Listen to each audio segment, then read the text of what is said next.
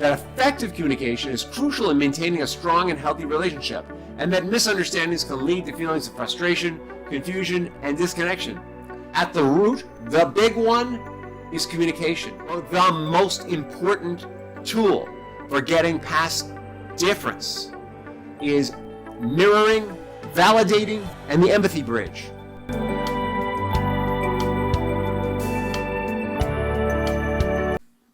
Welcome to Rich in Relationship, and welcome to the final episode of Wrath and Ruin, Old Testament Tactics for Marital Meltdown. This has been a multi-week exploration of the, how do I put it, the defects of character, the relationship flaws that have been transferred from generation to generation. Some people might call it a generational curse, right? Maybe. But we can heal it once we're aware of it. Once we understand the problem and have the tools to relieve ourselves of this generational flaw that's been passed from generation to generation, we can start over. We can stop passing this on to the next generation. And today we're going to talk about the Tower of Babel, how miscommunication destroys connection. This is actually one of my favorite topics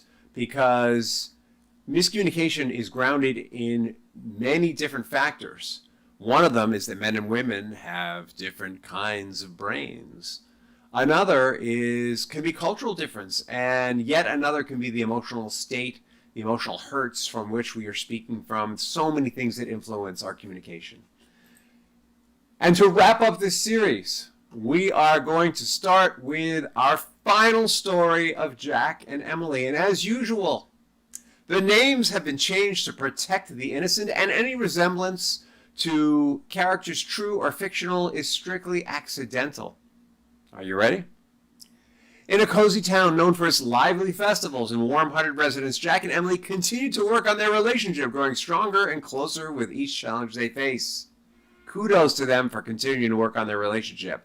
How many of us really do that? Well, maybe now we will, right? Their love was about to be tested by a new obstacle: the perils of miscommunication and the differences in communication styles between men and women. Jack and Emily found themselves frequently at odds due to misunderstandings and misinterpretations. Emily, who tended to communicate more emotionally and subtly, often felt that Jack didn't understand or appreciate her feelings. Go figure. On the other hand, Jack, who was typically a guy communicating in more direct and solution-focused manners, felt that Emily's emotional expressions were confusing and sometimes overwhelming, while Emily felt that Jack was blunt and misdirected. These communication barriers left both partners feeling frustrated, confused, and disconnected from one another. Recognizing that their marriage was at stake, Jack decided to take matters into his own hands and enrolled in what? Can you guess? The Rich in Relationship Unbreakable Husband program, a relationship coaching course designed to help men become better communicators and partners, and really to help men win back their wives, no matter how far they may have drifted apart. Through the program, Jack learned about the differences in communication styles between men and women.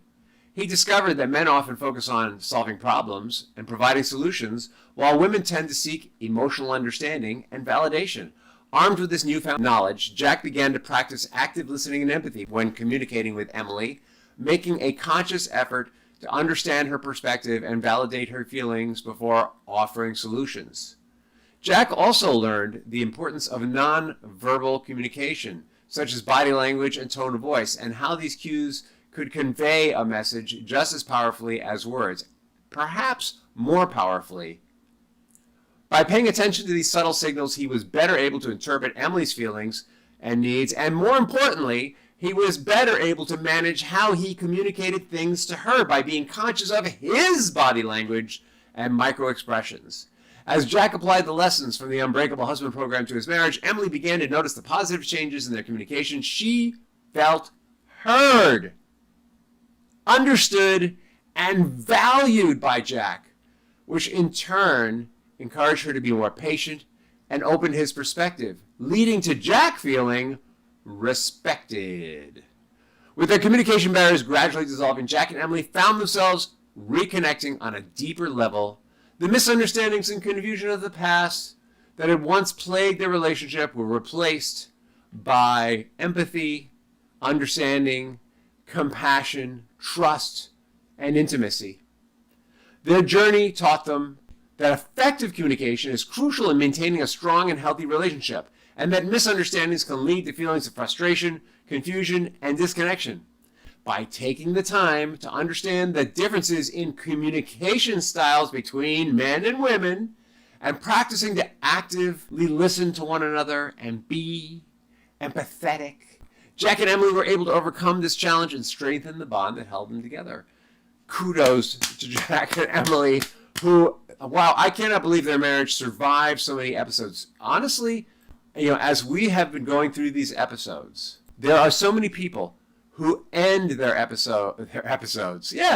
episodes of their marriage when one partner starts to dominate another, or when another is flooding the other with emotions, or when another is being wrathful and angry, or when unresolved emotions get in the way, or when they're operating from fear, holding grudges, being controlling, are emotionally shut down. All of these things end many marriages. And at the root, the big one, is communication.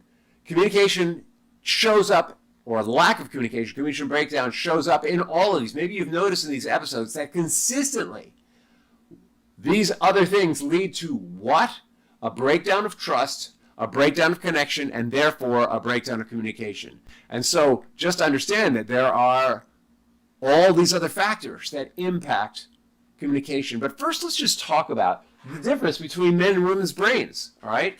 And for the sake of the fact that there are now multiple genders in the minds of human beings, we're going to talk about brains as they evolve in a body that is driven by masculine chemistry and brains that are driven by a body that has feminine chemistry, just like to keep it clean and simple. So the fact is that a man's brain, it has less connection between the right and left lobes. And for those of you who don't know, the left lobe is the logical, rational lobe, and the right lobe is the creative lobe. And so men have a tendency to be more logical or rational, and therefore more goal-oriented and linear. Women have many, many, many more connections between the two lobes. There's a lot more activity between the two, and so they tend to move back and forth between the lobes. So I'm not saying that women can't be linear and logical. What I'm saying is they've got access to this other lobe that men really have to work at developing,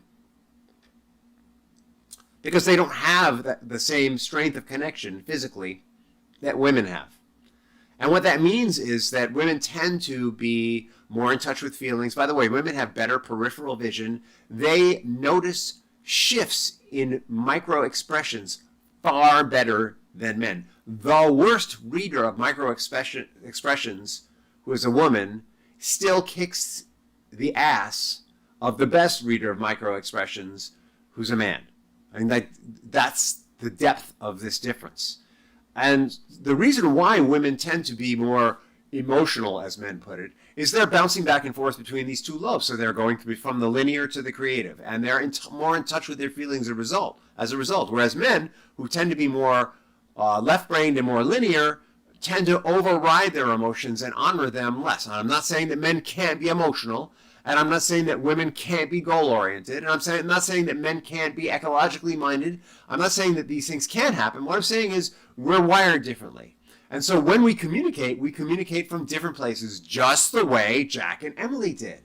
There's this book, Men Are From Mars, Women Are From Venus, that explores this in depth. And the book was written approximately 20 or 30, well, actually it might be almost 40 or 50 years ago now, around the time when all the brain science was being done on this.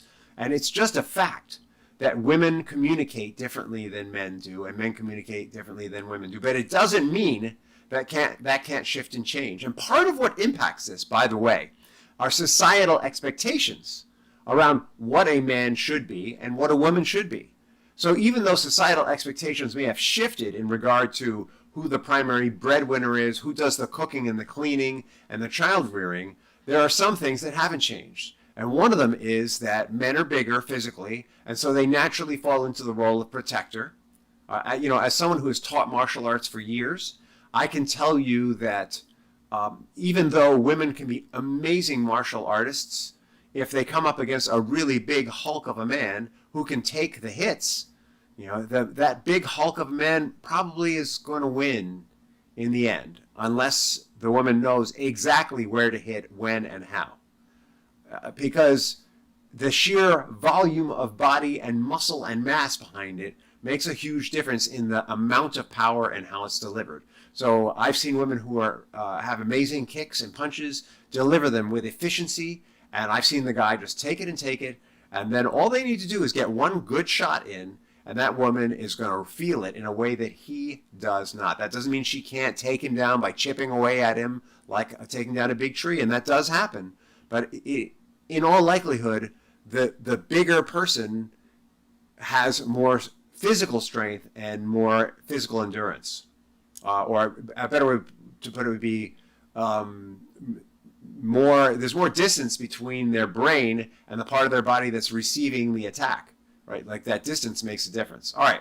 So you may find that totally reprehensible, what I just said, but that's just my experience as a teacher of martial arts. Okay. So that dynamic impacts things. The fact that there are expectations. Men are supposed to be strong. Men are supposed to be protectors. Men are not supposed to be vulnerable. There's a great recording done by Brene Brown on vulnerability and shame. And she talks about how, in her own experience, when her husband was vulnerable with her, at first she couldn't accept it. And once they clarified that there were some expectations she had about how a man should be, she was able to make space for him to be vulnerable, more vulnerable in their relationship, and to get past those societal expectations, that bias that was implanted in her. So it's not to say that women and men totally can't get past these things, but it's recognizing that communication is also colored by bias. All right. One is we have brain differences, we have physical differences, and there are biases that are culturally present based on those differences. And all of these things impact the way that men communicate, the way that women communicate, and what is acceptable in those communications. Why is it that women entering the work world have had a choice of showing up either as being very masculine and aggressive, or using their sexuality as a weapon, or in the third choice, creating a culture, a more feminine culture, where they can truly be themselves, which is what we see in a lot of women-led companies today, which, by the way, kick the butts of corporate cultures that are built on a strictly linear male point of view. The reason is there are expectations around behavior, and women have proved that they can get past those expectations, so can men, but it takes work and effort. And hopefully we'll shift the culture so that a lot of that stuff no longer is, right? That's what we're working on here. Okay. Ineffective communication happens as a result of miscommunications. When we misunderstand the other person, it's a problem. And another thing that can influence miscommunication is when we have an emotional bias due to unresolved hurt. I have a client who grew up in a very critical environment, and as a result, he hears everything as criticism, and so it's very difficult for his wife to communicate anything to him without him hearing criticism. And so one of the things he had to work on initially was to stop and really receive what she was saying and look at how it might not be criticism, and eventually we need to do some trigger hacking and help him to get past that stuff. The impact on emotional connection of all these factors, the differences between men and women's brains, the differences between the cultural expectations of male and female behavior, the differences between our emotional dispositions, the impact of all these ways that men and women can miss each other is that the emotional connection can be weakened over time. So when we're in love, or in that courting phase, we're working at building that emotion and connection up, and we really get each other and see each other, and a lot of that other stuff falls to the side. But as we slip back into normalcy, once we get married and have kids, get focused on our lives again, we can fall back into some of these patterns of communication and start to miss each other, which is not unusual. And when that happens, what happens? Well, we have an escalation of conflict. If you perceive someone as criticizing you all the time and it hurts, what are you going to do? If they say, wow, I found dog poop on the floor, and you hear that as, you should have cleaned up that dog poop, why aren't you taking care of that dog? Your reaction is going to be, I'm doing the best I can. And when you speak with that tone, they're going to go, what? What are you talking about? And the conflict is going to escalate. It's just normal and natural because there's going to be misunderstandings and defensive reactions. And of course, what follows then is a lack of emotional and safety and trust. And so if you've been listening to these episodes, you understand how this works, right? The more we have conflict and misunderstanding, the less safety and trust there is. The less safety and trust there is, the more miscommunication we have. It gets even worse. And the more miscommunication and lack of safety and trust we have, the more we lose our sense of intimacy and partnership. And the more we lose our sense of intimacy and partnership, we start seeking it in other places. It might be work. It might be another person. It might be through deep spiritual practices, but we look elsewhere and we neglect the relationship. And as we neglect the relationship or feed only negativity into the relationship goes into emotional negative. So when we were in love, we were building it up. Then we coasted for a while. And then through miscommunication and the perfect interaction of our insecurities and incomplete emotions, we start to bring it down until we get into emotional bankruptcy, into the negative realm. And then we're just coasting on dreams and a hope. So there are other things that can influence this. Well, not other things, they're related things. We can be distracted and not notice what the other person's really saying. We might not be really listening to them at times. There are assumptions. We may be making assumptions, like the guy who's always hearing criticism. Cultural differences. Well, let's not forget that. If you grew up in different generations, you have a cultural difference. If you grew up in different cities, you have a cultural difference. I'm not even talking about different countries. That's an obvious cultural difference. If you are dating someone who's got 10 or 15 years on you in one direction or the other, the chances are you've got some cultural differences because each generation has its own jargon, its own language, and its own experiences. And we're going to need to develop strategies to overcome them. We're going to need to develop understanding in order to get past these things. In the case of cultural differences, we need to really know and understand the culture they come from. In the case of the difference between the way men and women's brains work, we need to know as much about that as possible and really get that sometimes guys say things that are just typical of guys and not necessarily what the woman was asking for, and vice versa. And we're going to need to learn to really understand what the needs are there. That men experience things differently than women because their wiring is different.